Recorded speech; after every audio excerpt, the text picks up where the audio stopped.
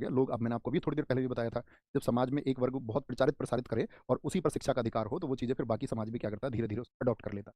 जैसे मंत्र आदि, जैसे आप प्राचीन चीज़ों को जानोगे तो पहले क्या होता था, अस्त्र शस्त्रों से लड़ाई होती थी, हाँ या ना? आप कहेंगे हाँ जी, अस्त्र शस्त्रों से लड़ाई होती थी। तो आप एक बात बताइए, जैसे आज ओलंपिक में लोग जाते हैं, तो क्या आप गोल्ड मेडल ओलंपिक में मंत्र से ला सकते हैं?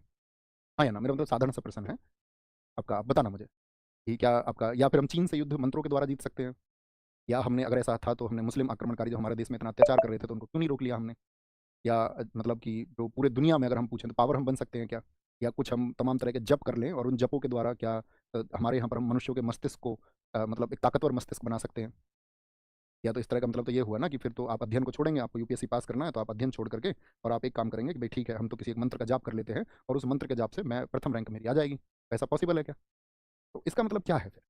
तो जो भक्ति है, भक्ति शांति का मार्ग है। भक्ति शांति के लिए है, ठीक है? लेकिन सफलता के लिए तो आपको फिर कर्म करना पड़ेगा, मेहनत करनी पड़ेगी, ठीक है? तो शांति का मार्ग अलग है, वो आपका क्या व्यक्तिगत शांति की बात है और उससे भी व्यक्तिगत शांति मिले ये ज़रूरी नहीं है, ठीक है? और जिसको मिल जाए उसके लिए अच्छा है। भई जो आपका मान के चलो पाखंडी व्यक्ति है, तो उसको भक्ति से कहाँ ही शांति मिल जाए? और अगर भक्ति से व्यक्ति शांत हो जाता, तो आपको लगता है कि जितने भी लोग ये भक्ति कर रहे हैं, लोगों का शोषण नहीं कर रहे हैं? इस देश में जितने भी पूंजीवादी लोग हैं, जितने भी बहुत-बहुत अमीर वर्ग के लोग हैं, क्या वो पूजा-पाठ नहीं करते हैं? आप मुझे बताएँ? क्या वो मंदिरों में नहीं जाते हैं? तो आप कहेंगे बिल्कुल जाते हैं भैया। और मंदिरों में जाते हैं, तो क्या वो समाज के उस वर्ग को अपलिफ्ट कर देते हैं? जिसका शोषण हो रहा है, जो किसानों का शोषण हो रहा है, जिनके पास में इतना मतलब आपका खरबों रुपए हैं जिनके पास में, तो वो क्या समाज के उस वर्ग को अपलिफ्ट कर देते हैं, उनका उत्थान कर देते हैं? तो आप कहेंगे नहीं, यानी कि ईश्वर के द्वारा तो उन्होंने भी नहीं पाया। उस रास्ते को तो वह भी नहीं पा पाए, उन्होंने भी अपने खुद के प्रोडक्शंस पर ध्यान दिया और उन्होंने उस प्रोडक्शन में किस तरह से एक छोटे से छोटे स्तर पर मज़दूरों की किस तरह से अनदेखी हो रही है। तो पूंजीपतियों ने देश में यही तो किया, इस मज़दूरों का, किसानों का जो शोषण किया है। इसी के खिलाफ तो भगत सिंह जी ने खड़े हुए, अपनी युवावस्था में। है ना? क्यों भगत सिंह, आप एक किताब और पढ़ना, आप लिखें अपनी किताब और, मैं नास्तिक क्यों हूँ?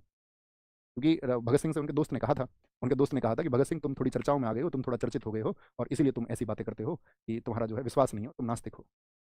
तो भगत सिंह ने बड़ी ज़बरदस्त बात कही थी, बड़ी ज़बरदस्त।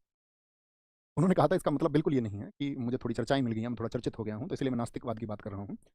तो उन्होंने उस पर प्रकाश डाला अपनी पुस्तक में कि मैं नास्तिक क्यों हूँ। हालाँकि उस पुस्तक में उनके शुरुआती आप 20 पेज भी पढ़ लेंगे तो 20 पेज में ज़िक्र मिल जाएगा सारा, कि मैं नास्तिक, है ना? तो वो आप ज़रूर पढ़ना, कि पढ़ना ज़रूरी है।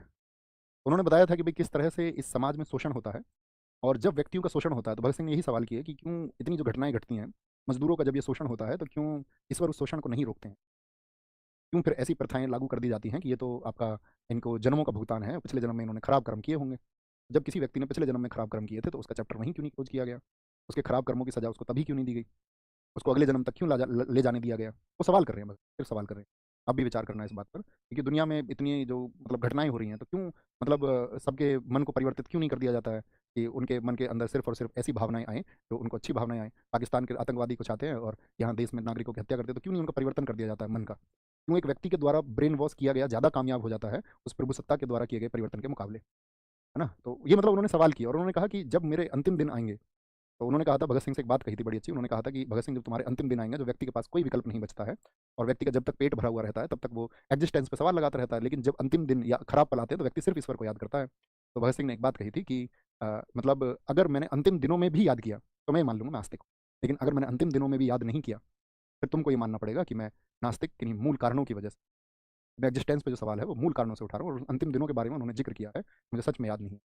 मैंने ऐसी कोई प्रार्थना की नहीं की कि मुझे इसके लिए बचाया जाए या कोई सर्वोच्च शक्ति मुझे इसके लिए बचाए। तो वो पढ़ना आप एक बार थम्स अप करें, आप कहेंगे जी, ज़रूर, हम उसको पढ़ेंगे। तो ज्योतिराव गोविंद फुले, ये